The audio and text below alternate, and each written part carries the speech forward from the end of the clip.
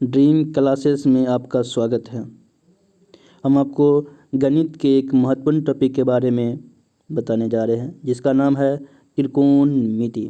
जिसका त्रि मतलब हुआ तीन, कोण मतलब हुआ कोण, मिति मतलब हुआ माप। अर्थात त्रिकोणमिति के अंतर्गत हम तीन कोण की माप के बारे में अध्ययन करेंगे।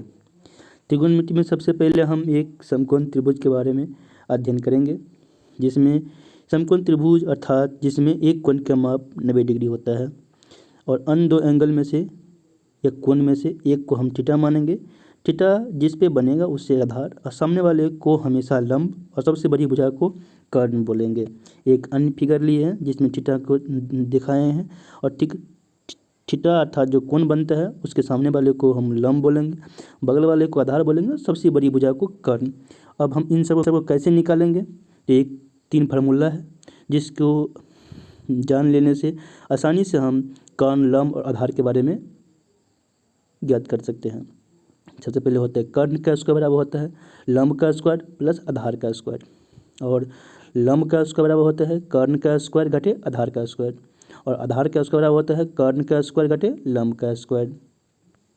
इसके बाद त्रिकोणमिति के अंतर्गत अर्थात त्रिकोणमिति के अंतर्गत हम सबसे पहले 6 टर्म के बारे में अध्ययन करेंगे, जिसमें एक टर्म पहला टर्म होता है साइन थीटा अर्थात लंब बटा कर्ण। उसके बाद आता है कॉस थीटा अर्थात आधार बटा कर्ण। उसके बाद होता है टेन थीटा अर्थात लंब बटा आधार। कॉसेक थीटा जिसमें होता है कर्ण बटा लंब। सेक थीटा जिसमें होता है कर्ण बटा आधार, और कॉस थीटा जिसमें होता है आधार बटा लंब। उसके बाद कुछ महत्वपूर्ण फार्मूला है जिसमें साइन 0 का मान होता है 0, साइन 30 का मान होता है 1/2, साइन 45 का मान होता है 1/√2, साइन 60 का मान होता है √3/2 और साइन 90 का मान होता है 1। इन सबों में हम क्या देखते हैं? इन सबों में हम देखते हैं थीटा का मान हम जो ही बढ़ाते हैं अर्थात इंक्रीज करते हैं तो उसका जो मान आता है वो भी हमेशा बढ़ता है। जिससे हम देख रहे हैं 0 डिग्री रखने पर 0 आता है, 30 डिग्री रखने पर 1/2 आता है, 45 डिग्री रखने पर 1/√2 आता है, 60 डिग्री रखने पर √3/2 आता है और साइन 90 का मान 1 आता है। तो उस समय क्या देख रहे हैं? 0 से 30 गया, 30 से 45 गया, 45 से 60 गया और 60 से 90 गया। तो उसमें देखते हैं मान भी उसका क्या होता है? बढ़ रहा है। इसी प्रकार अगर हम कॉसेक 0 लेते हैं तो इसको हम अनडिफाइंड बोलते हैं, उसे जो अभी तक परिभाषित नहीं किया गया है, जिससे हम इन्फिनिटी बोल सकते हैं। इस प्रकार फिर होता है दूसरा हुआ कॉसेक 30 डिग्री का मान, जिसका मान होते हैं 2, कॉसेक 45 का मान होता है √2, कॉसेक 60 का मान होता है 2/√3 और कॉसेक 90 का मान होता है 1। उन सब में हम देखते हैं कॉसेक में अगर हम थीटा का मान बढ़ाते हैं तो वैल्यू क्या होता है? डिक्रीज हो रहा है। अगर 0 है, 0 से 30 गए, 30 से 45 गए, 45 से 90, 60 गए, 60 से 90 गए, तो उस समय हम देखते हैं वैल्यू तो बढ़ रहा है, थीटा का मान तो बढ़ रहा है, लेकिन वैल्यू क्या हो रहा है? उस समय वैल्यू डिक्रीज कर रहा है। हम फिर कॉस में आते हैं तो कॉस 0 का मान रखने पे 1 आता है, कॉस 30 का मान रखने पे √3/2 आता है, कॉस 45 के में 1/2 आता है, कॉस 60 डिग्री में 1/2 आता है और कॉस 90 में 0 आता है। इस सब में क्या देखते हैं? इससे हम देखते हैं थीटा का वैल्यू बढ़ाने पे वैल्यू का जो मान ये होता है कॉस 0 का 1 आ जाता है उस, और कॉस 30 का √3/2 आता है। इस सब का मान घट रहा था, डिक्रीज कर रहा है। अर्थात थीटा का मान बढ़ाते हैं तो इसका वैल्यू क्या हो रहा है? डिक्रीज कर रहा है, वैल्यू कम हो रहा है।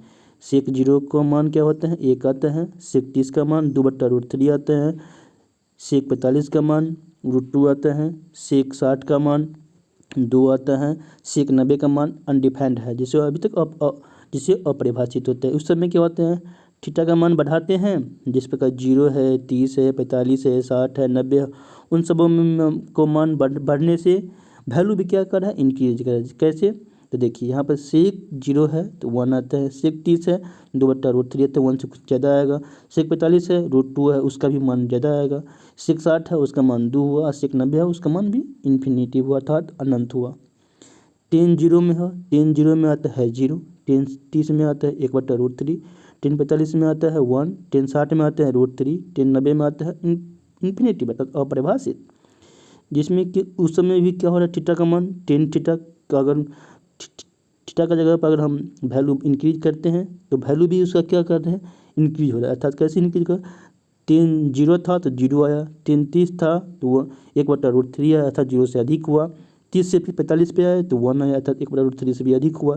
10 60 आए तो √3 हुआ, 10 90 आया तो इन्फिनिटी हुआ। फिर cot 0 का मान हो गया इन्फिनिटी, cot 30 का मान हो गया √3, cot 45 का मान हुआ 1, cot 60 का मान हुआ 1/√3 और cot 90 का मान हुआ 0। इस समय क्या हो रहा है, थीटा का वैल्यू बढ़ाने पे क्या वैल्यू को जो मान आ रहा है वो डिक्रीज कर रहा है। इसके बाद कुछ महत्वपूर्ण फार्मूला जो आपको सवाल बनाने में बहुत ही हेल्प करेंगे, जिसमें आता है Sen theta into cosec theta बराबर होता है 1, अर्थात साइन थीटा बराबर होता है 1/कॉसेक थीटा, कॉसेक थीटा बराबर होता है sine theta. Cos theta into sec theta बराबर होता है 1, अर्थात कॉस थीटा बराबर होता है 1/सेक थीटा, अर्थात सेक थीटा बराबर होता है cos theta. Tan theta into cos theta बराबर होता है 1 और टेन थीटा बराबर होता है 1/कॉस थीटा, कॉस थीटा बराबर 1/टेन थीटा और टेन थीटा बराबर होता है साइन थीटा बटा कॉस थीटा, कॉस थीटा बराबर होता है कॉस थीटा बटा साइन थीटा। इसके बाद कुछ महत्वपूर्ण फार्मूला है जो आपको सवाल बनाने में हेल्प करेंगे।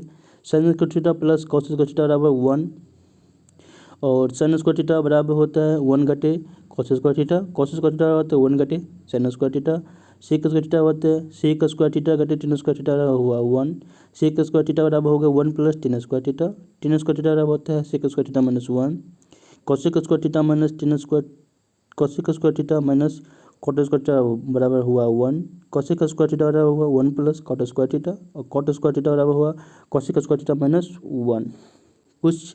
अब कुछ इंपॉर्टेंट फार्मूला जिसमें होता है कोटि पूरक कोण, अर्थात कोटि पूरक कोण किसे कहते हैं।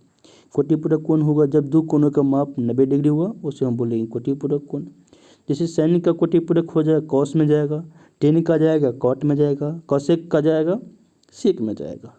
जैसे साइन 90 माइनस ए लेंगे, अगर साइन 90 माइनस वाई लेंगे, जेड लेंगे, जो भी लेंगे वह कॉस में वही मान आएगा। जैसे हम साइन 90 माइनस ए लिए हैं तो उसका मान कॉस ए हुआ, या साइन 90 माइनस थीटा देंगे तो उसका मान कॉस थीटा हो जाएगा।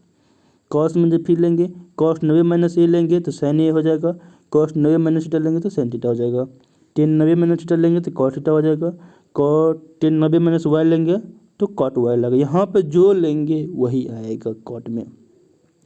कॉट 90 माइनस थीटा हुआ tan theta, cot 90 minus y बराबर हो जाएगा 10 वाई और कॉसेक 90 माइनस थीटा बराबर हो जाएगा सेक थीटा, कॉसेक 90 माइनस ए बराबर हो जाएगा सेक ए, सेक 90 माइनस थीटा बराबर हो जाएगा कॉसेक थीटा और सेक 90 माइनस ए बराबर हो जाएगा कॉसेक ए।